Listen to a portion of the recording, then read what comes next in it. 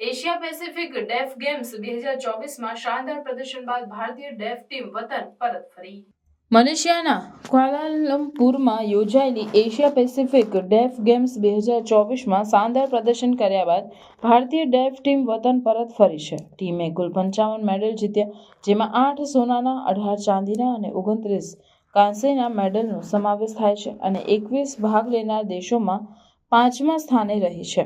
કેન્દ્રીય યુવા બાબતો અને રમતગમત મંત્રી ડોક્ટર મનસુખ માંડવિયા ખેલાડીઓ સાથે મળ્યા અને તેમના ઐતિહાસિક સિદ્ધિ પર અભિનંદન આપ્યા। સન્માન સમારોહ દરમિયાન ડોક્ટર માંડવિયાએ ખેલાડીઓની સમર્પણ અને મહેનત દ્વારા રાષ્ટ્રના ગૌરવ અને સન્માનને વધારવા માટે તેમની પ્રશંસા કરી। 42 પુરુષો અને 26 મહિલાઓ સહિત 68 સભ્યોની ભારતીય ટુકડીએ વિવિધ શિસ્તોમાં અસાધારણ પ્રતિભા દર્શાવી।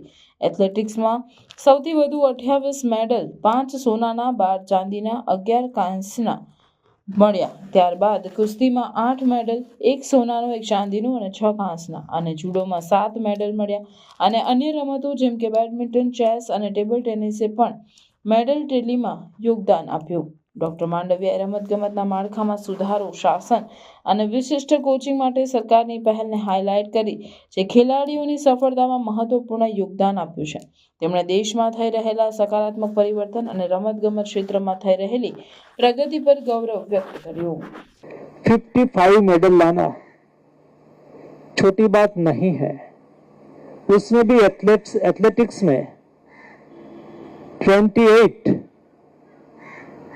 बैडमिंटन में 6, चेस में 3, जूडो में 7, टेबल टेनिस में 3 और रेसलिंग में भी 8 मेडल आप लोग लेके आए हैं।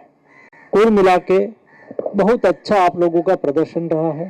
जो सुविधा पैरालंपिक्स के लिए, ओलंपिक्स के लिए एथलीट को मिलती है, ये सारी सुविधा मेरे डेफ प्लेयर को भी मिलनी चाहिए।